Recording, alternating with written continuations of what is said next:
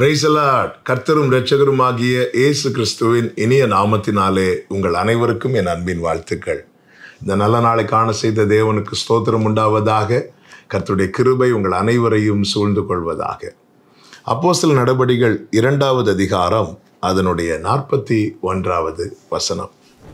அவனுடைய வார்த்தையை சந்தோஷமாய் ஏற்றுக்கொண்டவர்கள் ஞான ஸ்நானம் பெற்றார்கள். அன்றைய தினம் ஏறக்குறைய 3000 பேர் சேர்த்து கொள்ளப்பட்டார்கள். கர்த்தருடைய பரிசுத்த நாமத்திற்கு மகிமை உண்டாவதாக.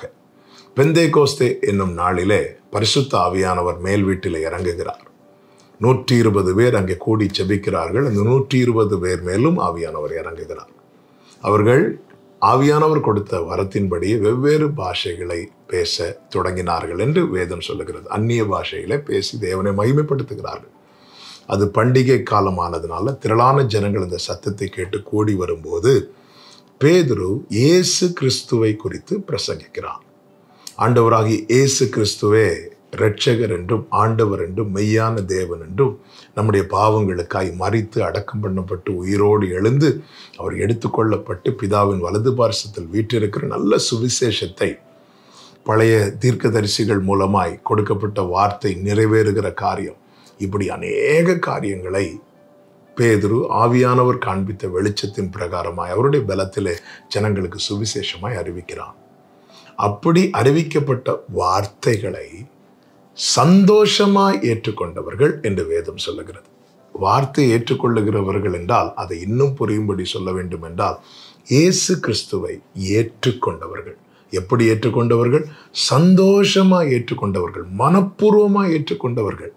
ஒருத்தங்க கட்டாயப்படுத்தியோ கம்பல் பண்ணியோ அல்லது வேற வழி இல்லாமலோ இப்படி ஏற்றுக்கொண்டவர்கள் அல்ல. இயேசுவை தங்கள் இரட்சகராய் சந்தோஷமாய் ஏற்றுக்கொண்டவர்கள் ஞான ஸ்நானம் பண்ணப்பட்டார்கள் என்று வேதம் சொல்லுகிறது.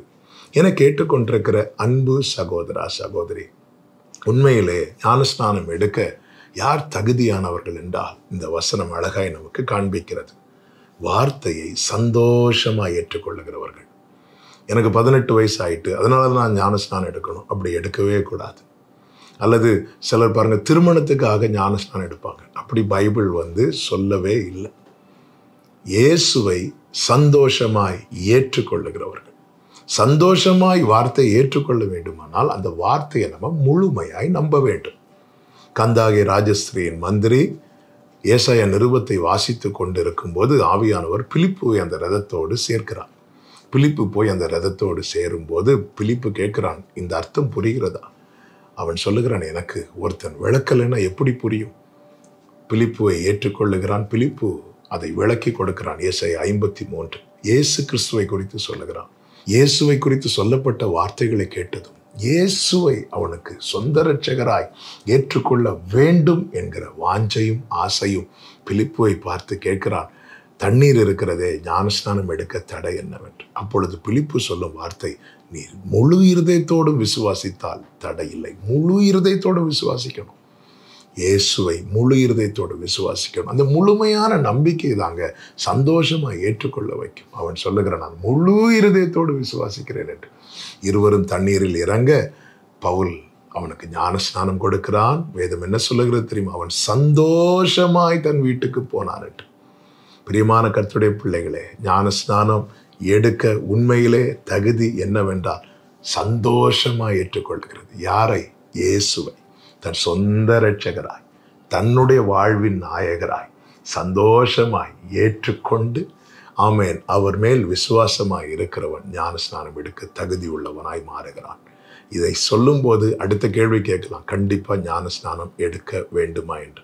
கண்டிப்பாக எடுக்க வேண்டும். இயேசு கிறிஸ்து எடுத்துக்கொள்ளப்படுவதற்கு முன்னே சீஷர்களுக்கு கொடுத்த கட்டளை இது. நீங்கள் சர்வ சிருஷ்டிக்கும் சுவிசேஷத்தை பிரசங்கித்து அவர்களை சீஷராக்கி பிதா குமாரன் பரிசுத்தாவி நாமத்தினாலே அவர்களுக்கு ஞானஸ்நானம் கொடுத்து நான் உங்களுக்கு கட்டளையிட்ட யாவையும் அவர்கள் கை கொள்ளும்படிக்கு அவர்களுக்கு உபதேசம் பண்ணுங்கள் என்று கட்டளையிட்டு விட்டு இயேசு எடுத்துக்கொள்ளப்பட்டார். இது இயேசு சொன்ன கட்டளை. இயேசு சொன்ன கட்டளையை கீழ்ப்படிவது அவசியம். கட்டளை என்றாலே அதுல கொஸ்டின் மார்க் வைக்கவே கூடாது. ஒரு காரியம் செய்ய வேண்டும் அல்லது செய்யக்கூடாது என்கிற கட்டளை மேல் அதிகாரத்திலிருந்து வந்தால் அதை செய்ய வேண்டும். எல்லாவற்றுக்கும் மேலான அதிகாரம் உடையவர் நம் ஆராதிக்கிற நம் ஆண்டவராகி இயேசு கிறிஸ்து. ஞானஸ்நானம் அவசியம். யார் ஞானஸ்நானம் எடுக்க தகுதியானவர்கள்? யார் இந்த வார்த்தையை, அதாவது இயேசுவை சந்தோஷமாய் ஏற்றுக்கொள்ளுகிறார்களோ அவர்கள் ஞானஸ்நானம் எடுக்க தகுதியானவர்கள். இங்கே சொல்லப்பட்டிருக்கிறது, அவர்கள் சேர்த்து கொள்ளப்பட்டார்கள். அவர்களே சேர்த்து கொள்ளப்படுவார்கள். கர்த்தர் உங்களை ஆசீர்வதிப்பாராக. நல்ல தகப்பனை, இந்த நாளிலே ஞானஸ்நான சத்தியத்தை பேசின தயவுக்காக நன்றி. இன்னும் இந்த உடன்படிக்கைக்கு உட்படாமல் யாராவது இருப்பார்களே ஆனால் கர்த்தாவே, அவர்களோடு இடைபடுவீராக, பேசுவீராக. ஆண்டவரே, அவர்களும் இந்த சத்தியத்துக்கு உட்பட கிருபை செய்வீராக. இயேசுவின் நாமத்தில் பிதாவே, ஆமென்.